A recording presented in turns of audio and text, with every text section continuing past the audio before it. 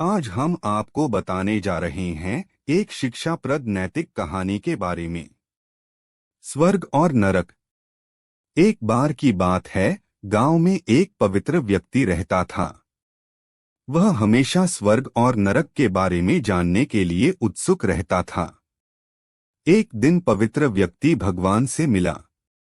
जब वह भगवान से मिला तो उसने पूछा, प्रभु, क्या आप मुझे बता सकते हैं कि स्वर्ग और नरक कैसा है? भगवान मुस्कुराए और उसे दूसरी दुनिया में ले गए। वहां वे दो दरवाजे के सामने खड़े थे।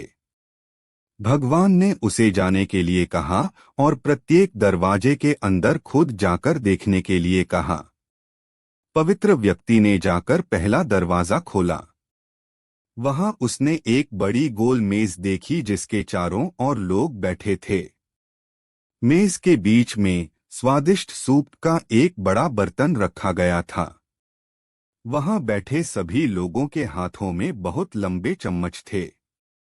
मेज के बीच में स्वादिष्ट सूप के बर्तन तक पहुंचने के लिए चम्मच काफी लंबे थे। लेकिन लंबे चम्मच के कारण भजन से भरा चम्मच लोग मुंह में नहीं ले पा रहा। लंबे चम्मच की वजह से खाना ना खा पाने के कारण वे सभी दुबले पतले और बीमार लग रहे थे।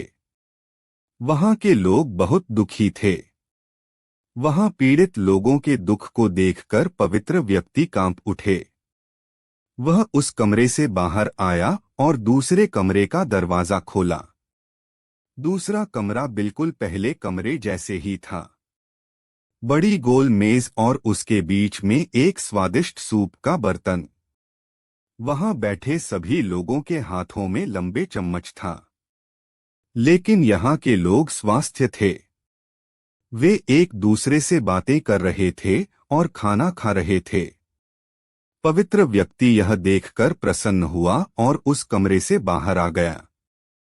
फिर पवित्र व्यक्ति भगवान के पास गया और कहा, मुझे समझ नहीं आया कि दोनों कमरे एक ही जैसा है। फिर भी एक कमरा दुख से भरा है और दूसरा सुख से भरा है।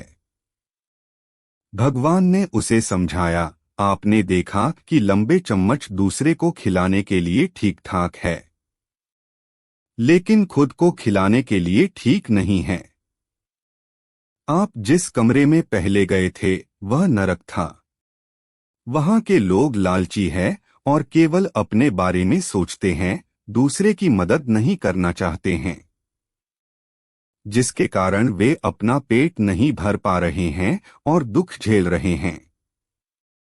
और दूसरा कमरा स्वर्ग था। यह उन लोगों से भरा है जो एक दूसरे की परवाह करते हैं और प्यार करते हैं।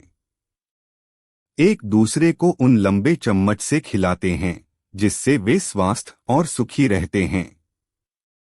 इस कहानी को सुनने से हमें यह शिक्षा मिलती है कि यदि हम एक दूसरे का समर्थन और देखभाल करें तो हम अपने जीवन को स्वर्ग बना सकते हैं और खुशी से जी सकते हैं। यदि आपको यह कहानी पसंद आई है तो आप हमारे चैनल अद्भुत लाइफ स्टोरीज आल को लाइक, शेयर व सब्सक्राइब जरूर करें।